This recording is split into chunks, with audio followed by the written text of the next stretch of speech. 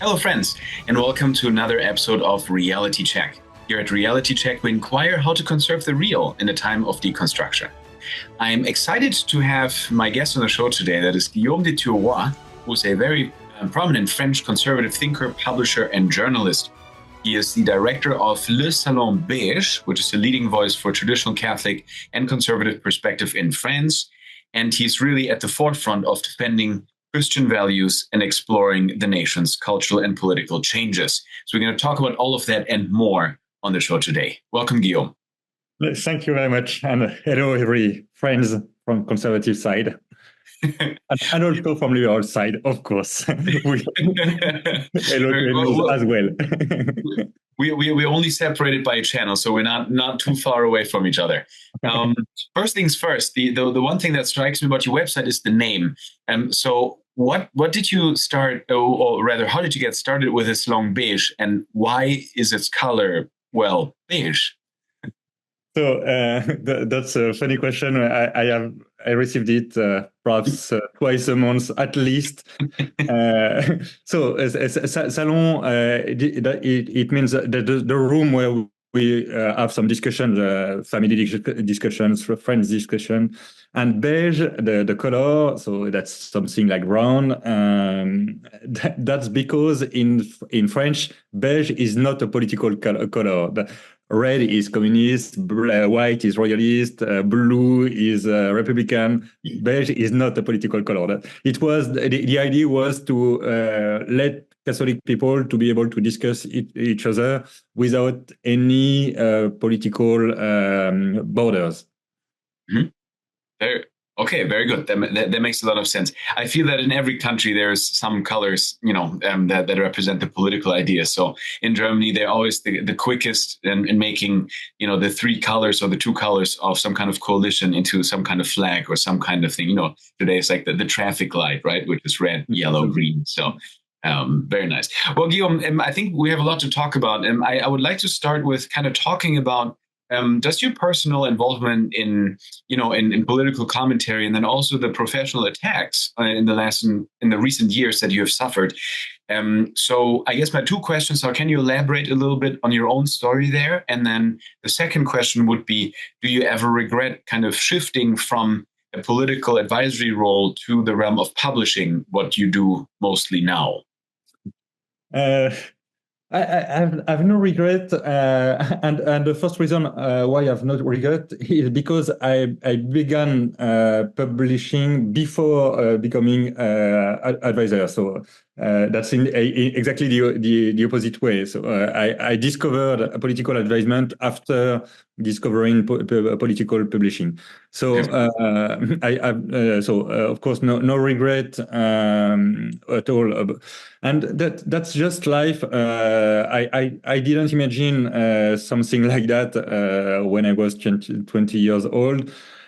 I always try to be low profile, and I don't care to be in front line. That's absolutely not my goal at all. But I became on the front line just perhaps 10 years ago, something like that. It was I think the shifting was around the same-sex marriage debate in France.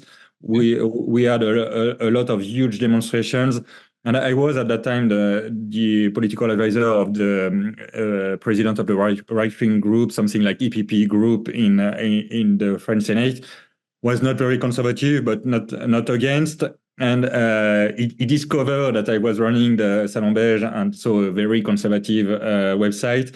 And it was at that time that a lot of leftist newspapers tried to make him against me, telling something like, why this so important politician as this homophobic advisor? Is he aware of about the political standing points of his advisor, etc., etc.? And which was very clever from his side is he never answered on the real theme of the issue of the discussion. He just told he can do whatever he wants outside the office. And I spent perhaps 2 weeks or 3 weeks to understand why he was answering this way, but it was very easy to understand. He was just trying not to be involved in my political positions and not to fight against me, because he would have been fighting against his own voters. So he knew it very well. So he didn't want to be anti-conservative, and that's why he supported me, not very strongly, but he refused to push me back. Okay, interesting. Okay, yeah, that's kind of a complex nexus to be caught in, right? Yes, so absolutely. It's a schizophrenic situation. It was at that time. Yeah, no, but it's interesting that you said that you fell back on publishing, and I mean you're really doing a couple of projects. So you have the Salon Beige, you have the Édition Müller, and you have the secularized, which are basically a variety of political viewpoints, from like nationalist to populist to monarchist. Do you have like a vision that pieces and that ties these projects together in a certain way, or what is your what's your perspective? Yes, I have a vision, but just to be precise, I'm not running Vexilla Gallier. I'm just a columnist in Vexilla Gallier. Okay. I used to be a long time ago the publisher of another royalist newspaper, but this royalist newspaper disappeared. So, but that's not a very important thing about it. But yes, I have a vision about this. My goal is very simple. It is to help all conservative people, whatever the sort of conservatism they have, either an economic one, national one, social one, whatever this sort of conservatism is. I'm globally in all these spheres a conservative. But my goal is to help people to be comfortable to fight not each other, but against the common enemy. And so that's why I have some newspapers dedicated to economic issues, some website dedicated to social conservative issues, etc., etc. The only point where all these ideas are united is in my brain. So, but the idea also is to help. For example, I have a weekly newspaper, most of all dedicated to economic and political issues, not from a populist, or that's more, I would say, something like EPP, right-wing EPP, if I could say. So not very conservative, but I love this sort of newspaper because that's a place where a lot of people not standing for hardcore conservative values can receive from me and from other journalists some arguments to know why we could fight together against wokeism, against socialism, etc. And that's good to have not only places where we share 100% of values, but also some places where we share just 50% of values. But on this basis, we can discuss the other 50%. Yeah, and that's really interesting, because, and this brings us to kind of a deeper question that I always run into, especially talking about conservatism or talking with conservatives of different kind of shades, or even non-conservatives, is what they mean by being conservative, right? And it seems that with your platforms, you allow those who, as you say, disagree on 50%, but maybe agree on 50% to unite under a common banner. So, but if you were put on the spot, I'm going to put you on the spot now. If you're put on the spot and you had to define what it means to be conservative, could you give us an explanation? A very difficult question. First of all, I should tell that in French politics, conservatism was not what we can see now, like far right ideology or something like that. First, I don't think it's an ideology. I think that's fighting for real. But and here in reality check, I suppose that's something which can make sense. But you got that right. But also in the 19th century, conservatism was something like centrism, if I could say, not against revolution, not counter-revolutionary, and not Jacobin or something like that, far left revolutionary. It was people standing for the principles of 1789. So, for example, Human Rights Declaration, and fighting against republic. So for let's say something like the Orleans monarchy or something like that, or the republic of what we called at the time moral order, the right wing republic. Which never lasts in France, but that's not the point now. But so conservatism at that time was not a far right ideology, and so we have a great issue. When you speak in English about conservatism, we are not speaking the same language, not only because it's English and French, but also because that's not the same approach about what conservatism is. Conservatism in English could be closer to counter-revolutionary ideas than to centrist ideas like it was in the 19th century in France. But it's not a way not to answer your question. To me, conservatism should be something like believing that we are not our own creator. We receive our human nature first. We receive what we are from somebody else. For us, God, but it could be nature or history. In a way, I don't care. Of course, I care about God, but we can stand on the same battlefield, believing not in God but in nature, history, or whatever.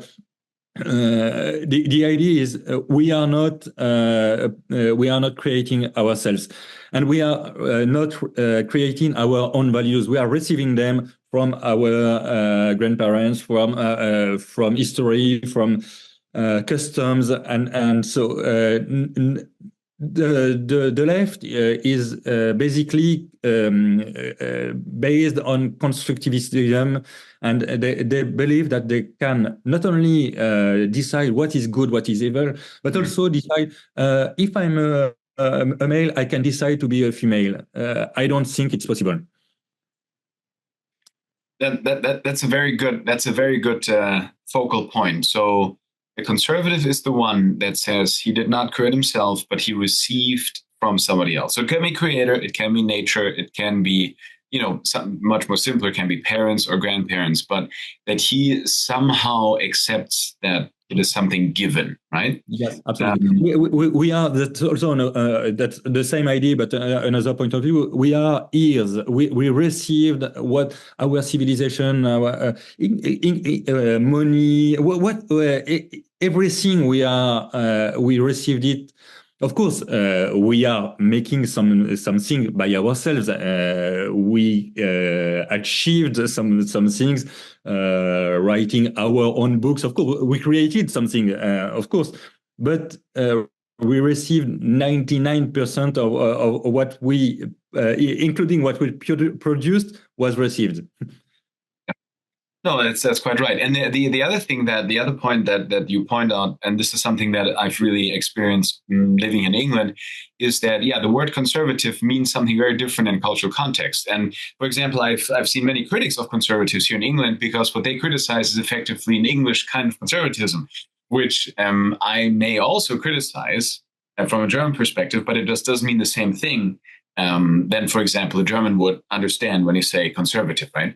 So, all right, so you are within a conservative context. You call yourself conservative. In the current political climate, like a conservative Christian, do you feel that he is appropriately represented? So, speaking specifically about France now, where you're obviously a specialist in, so would you say that they have some kind of representation? And I mean, in politics, but maybe also in the media. I mean, No. We have really a tiny minority on the political side, on the mediatic side. We are. I should say two things. First, we are a tiny minority. For example, there are two political parties standing for conservatism in France. Both of them are around 1 or 2% of voters. That's a very small, idea.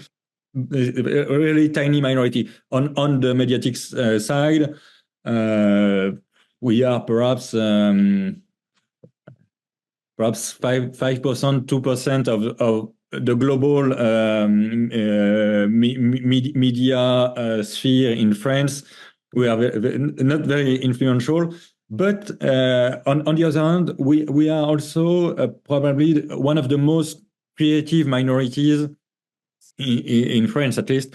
We have a very creative minority on the far left, and we have a very creative minority on the conservative side. But from Green to Socialist to EPP, Republican Party now, National Front including, almost all the political parties are, like parrots, repeating every day the same thing, and without any new ideas. That's very strange, but that's the case.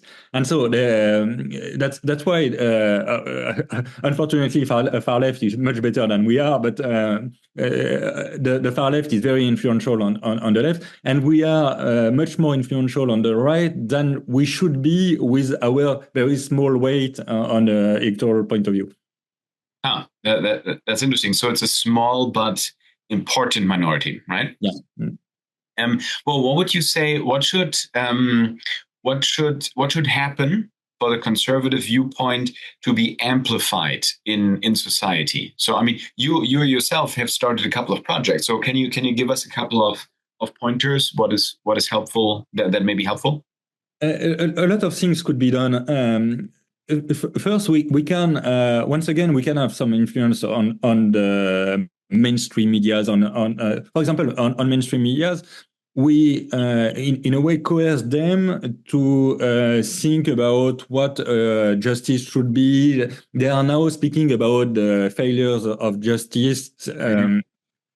10 years ago, nobody would have. It was something like a motto. Everybody should say, "I'm trust fully 100% the justice of my country." I never trusted the justice in my country. Of course, I know that justice is partly ideological in my country. So. We coerce them to think about what justice should be. We coerce them to think about what a culture should be, what it means to receive millions or hundreds of thousands new migrants in a country, etc. And we are creating the landscape of the debate, which is not a small achievement, and it has also some consequences on the political debate, because just an example of that. We had in 2007 an election of a right-wing president, absolutely not conservative, called Nicolas Sarkozy. And he all his campaign, of course, the mandate was awful, but all this campaign was made to conservative people. He spoke about the soul of the French culture. He spoke about churches. He spoke about, for example, fighting against 68 revolution, which was very strange because he was the perfect son of the 68 revolution, but he was his campaign was very good against the 68 revolution. So it's we can achieve some things in this sphere, including the mainstream sphere. To come back to what are my own projects, to me, the most important thing for conservative people is to be rooted in their own communities. And in some places, not everywhere in France, but in some places we are very powerful. We can, on our own ideas, have 10, 15% of the voters, which is not that bad. And my goal is to help all the association, churches, free schools, etc., people standing to transmit their faith, to share their our common culture, etc., in a local place, to help them to be more influential in their own place. So I have probably one of the main right-wing databases in France, and my goal is to offer them, if I could say, to all churches, association, whatever, who would share something with me. For example, a church can share, of course, the Catholic faith with me, and we can together. So they organize, for example, prayer for life, and I offer them my database in their place to help them to make this prayer for life more influential with more people, etc. And, So, and I mean, to give examples to other people. And the idea is to grow the local communities to make a national network of local communities. yeah, and the networking is a very significant part of that, right? So Yeah, it's absolutely. the connection and then the sharing of context. No, I'm a staunch believer in that as well. So for France, on the grand scale, what would you say are the most pressing challenges for conservative politics? I would say we have two main challenges. The first one is Muslim immigration. We have a huge issue with this, which is, of course, threatening our Christian culture. We have something like 10 or 12 million, nobody knows, which is the first thing strange in this story. But we have something like 10 or 12 million people from Muslim faith. They are not all Muslim practitioners or believers, but they come from Muslim backgrounds. That's huge. That's something like one person in 5 or 6. That's it begins to be very, very threatening. So the first challenge is here. And of course, we have a political challenge with this story. We have to close the border to immigration. We have to work hard to help the people already in France to become real French people, which means sharing our Christian history, sharing our Christian civilization, etc. And of course, we will face a lot of challenges, a lot in the Muslim faith is against Christian civilization and French civilization, globally speaking. So we have a huge challenge here, and the second challenge is quite the opposite. That's against globalist oligarchy or globalist wokism or whatever the name you will give to this this sort of ideology. The radical far left ideologies, gender ideology, etc. They are threatening also very hard against. For example, for me, I have been sued perhaps 10 or 12 times, and each time was from a wokist point of view. I was so to say, they call that hate speech. I love the word hate speech. So I was an hater because I just told I don't think that a young teenager of 12 should can decide if he is a male or a female. So Yeah. that's hate speech in the current political debate in France. Yeah. Well, I mean, I don't think that France is the exception, unfortunately. No. I know. I know that, but that's the thing, right? This happens to be a trend in all different countries. So in the West, in the States, in Canada, I mean, famously. So I see. Okay, so we have migration, we have gender ideology. What about the transmission of kind of French identity and values? Because I mean, for a conservative, it's important to recognize, as we said, what is given, but also to transmit it to the next generation. Do you feel that in the segment of education, a good work is being done, or has the university in large also fallen prey to these kind of prevalent ideologies? We did a lot in the education sphere. We have something like it began 20 years ago or 30 years ago, and now we have something like 3,000 totally free schools, which is huge. That's very difficult to launch a totally free school, but a lot of conservatives, especially Catholic, but not only, are seriously trying to transmit not only their faith, but also history, good French speaking, etc. In the public schools, you no longer learn to how to speak French, which is once again strange, especially if you have so many migrants. You have to give them something to share with us, and we don't do that.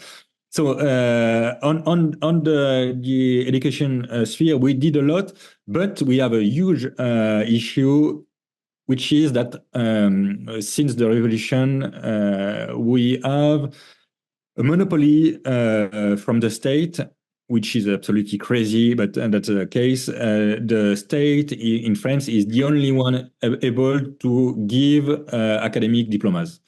If you want a PhD, but also master or whatever, you are coerced to attend.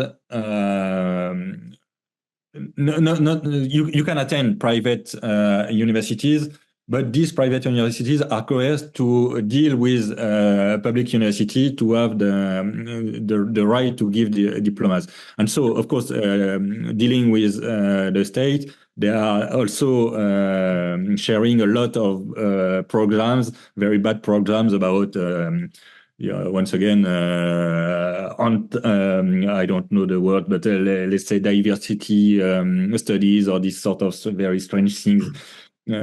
You cannot have a colloquium in France. That's probably the case everywhere in Europe, but in Western Europe. But you cannot have a colloquium in France without a place for gender studies and including for medieval history. Of course, Aquinas had no idea about what could be gender studies, but we are, if we want to make to organize a colloquium in Sorbonne, we are about Aquinas. We are coerced to say to give the word to somebody speaking about Aquinas and LGBT.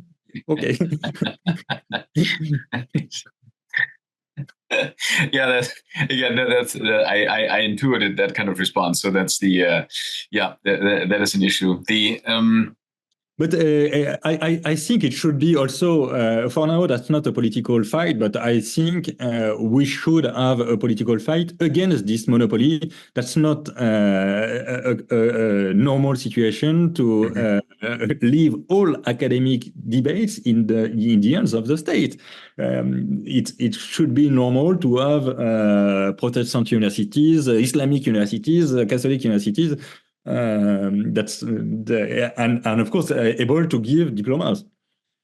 So you would be you would go so far as to say that religious freedom could allow and should allow, for example, to have like properly Islamic or confessional universities? I would say so with one remarks. The remark would be we need a place where reason is trying to seek the truth, and which is not what an Islamic university is trying to do. For example, if you are looking what Al-Azhar in Egypt is doing, that's not a bad university. That's not what I'm saying. But they are not trying to seek truth. They are trying to debate about exegesis of Quran, which is that's of course I can understand that a Muslim leader should seek this sort of question, but that we cannot have debates with them. We are, of course, have no legitimacy to speak about the good Quranic exegesis. I'm not Muslim, and by constriction, I'm not able to have discussion with them. It's not the same with public university or Catholic university or Protestant university. We can have a rational debate about what is, for example, if we are discussing about exegesis of gospel in the public university, we can, from a Catholic perspective, discuss with people against the Catholic perspective, but seeking together the truth about how the gospel was written. It's not possible with the Quran. So that's my remarks would be there. Mm-hmm. And to answer more broadly the question of religious freedom, I'm not generally speaking standing for religious freedom. I'm a traditional Catholic, so standing more for Christendom. So the idea that the faith should have some moral, cultural, and political consequences in the society, which means that if it would be possible, I think the best society possible should be a society where the state could stand publicly for the Catholic truth. Of course, that's not possible now, and so as it's not possible, I think a real religious freedom should be the best way to seek truth together and to have a rational debate together. But once again, I'm not in favor of freedom to be in favor of freedom. I'm in favor of freedom to look for truth. Yeah, no, that makes a lot of sense. And I think that's the important qualifier, right? To not fall into just kind of some kind of enlightenment ideal of freedom. Because freedom in itself is not an absolute, I mean, it serves a purpose, right? Yeah, and the purpose then is the finding of truth. So in Germany, as you know, we have the sort of a rise of conservative parties or right-wing parties that are non-Christian. Do you see a danger in these kind of in this kind of secular right, in this non-Christian right party? Is that a strong force? Do you think in France? And are you generally scared, or are you generally concerned about it? It depends on the point of view. If you are looking on the political battlefield, that's not very powerful.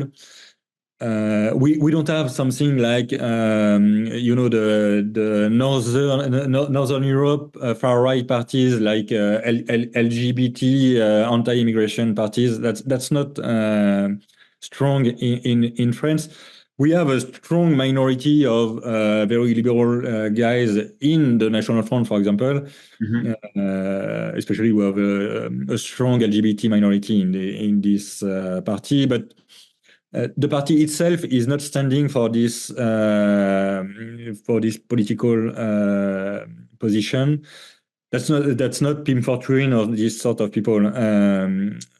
But on the intellectual point of view, we have what we called in the beginning of the 80s the new right, a pagan right, and yes, I'm concerned both from a political and an intellectual point of view. Of course, that's interesting to discuss this sort of issues with them, but I'm concerned because they are messing up everybody with the idea that a real right winger should be in favor of the white race or this sort of thing. And my goal is not to fight for white race or this this sort of white supremacism. Of course, I know that in France we are globally white people, but of course, Cardinal Sarah is probably more French than a lot of white people. He received from the French colonization a strong French history and culture. He is of course black man, but he is also more French than a lot of white people. So to me, that's a question of culture, or civilization, and not a question of race. And so I'm worried about this. We are not fighting immigration because of race. We are fighting it. Massive immigration, of course. I have nothing against small immigration, but we are fighting non-integrated massive immigration because it changed our way of life. It changed our culture. It changed, and so we just want to stay French in France. That's that easy. And once again, this pagan far right can be very worrying about confusing everything about the fight we are fighting. Yeah, well, I find it's interesting that you point a finger at that, because it's interesting for a Christian that a Christian is really able to go outside of the political dialectics in a certain way, right? Yeah. And this is something that I feel the Christian is in a very particular position to do that, because he is tied by belief and by conviction to this transcendent truth, a transcendent truth that is precisely that. It is above, it is transcendent to the given political dialectics. And I feel that once one is in a position to transcend the dialectics, then also one is much more guarded against certain political rhetoric. Be it a rhetoric of love or a rhetoric of hate, right? We have both of those kind of competing. But the Christian knows that, well, both of them may have a right application, but are not the end in themselves, right? Absolutely. Yeah. I totally agree. Yeah. So it's I mean, this is something that I think we should talk about more in general in discourse. What Christianity actually brings to the table. On that front. Anyways, how do you see the next kind of 5 years in French politics? Not to call you prophet, but what would be your commentary? Where do you see things developing? That's beyond my abilities, but for sure, right wing will increase its weight in the political debate. That for sure. The question is, will Marine Le Pen be able to win? A lot of people on the right don't believe she can run she cannot win, and she cannot run the country if by impossible she wins. So my own understanding of this is to win, we should have a coalition, and I'm not exactly on the same page as National Front. I share with them a lot of things, especially about immigration, but I don't share their economic point of view. I don't share their civilizational point of view.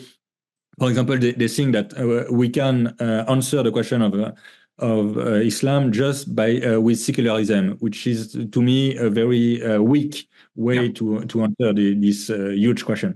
And so I'm not standing with them on all issues, but of course we can share a lot with them, and we could have a coalition program. And so my goal is to gather the between 7 and 15% of voters from the right wing, not standing for National Front, but able to vote for National Front at the second round, and able to run the country after a possible victory, exactly like at the beginning, Meloni was the small party allied with Lega.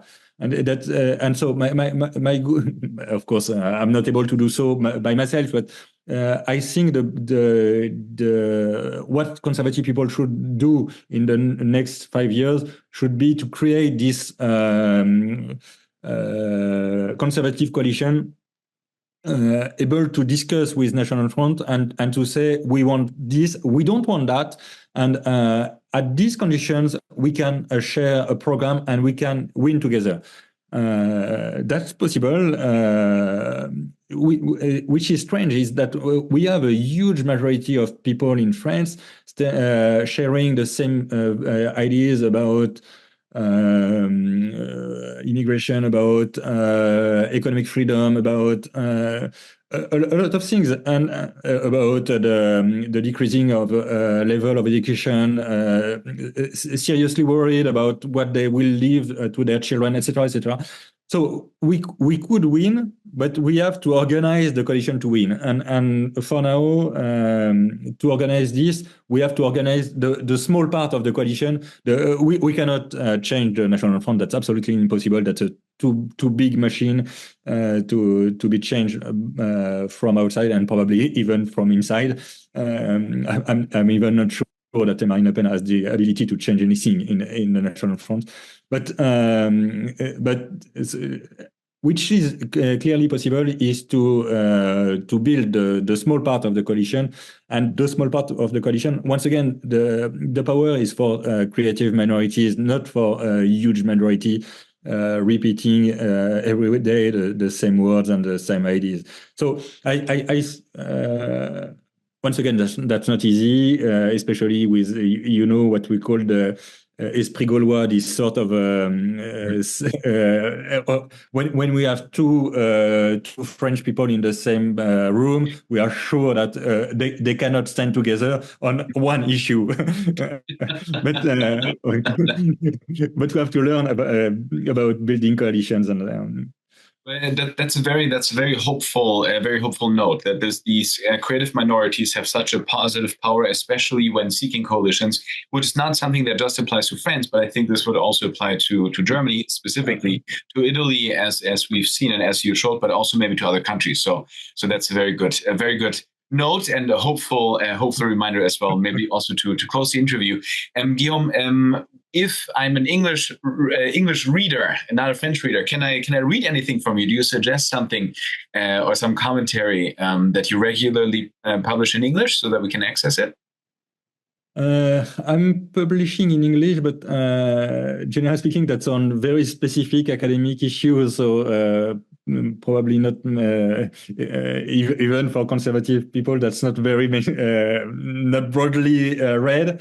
My books are not translated in English, as I don't think any of them has been translated. But yes, I wrote some articles for European Conservative, for example, but more about books published in French or this sort of. But of course, it can, and you can also find some articles about the French political life on the Liberty Fund website. I don't know if you are aware about Liberty Fund. They have a website called Law and Liberty, I think. And I published 6 or 7 articles about French political life there. Yes. Very good. Well, we'll make sure to leave a link in the description as well. I can send you the links to the Salon Beige, and then we can take it from there. So thank you, Guillaume, for your time. Much appreciated. Thank you for this very hopeful outlook as well, and for the deep analysis, philosophical and political of France. I hope that we can discuss further, and wish you the best. Thank you so much. Have a nice day.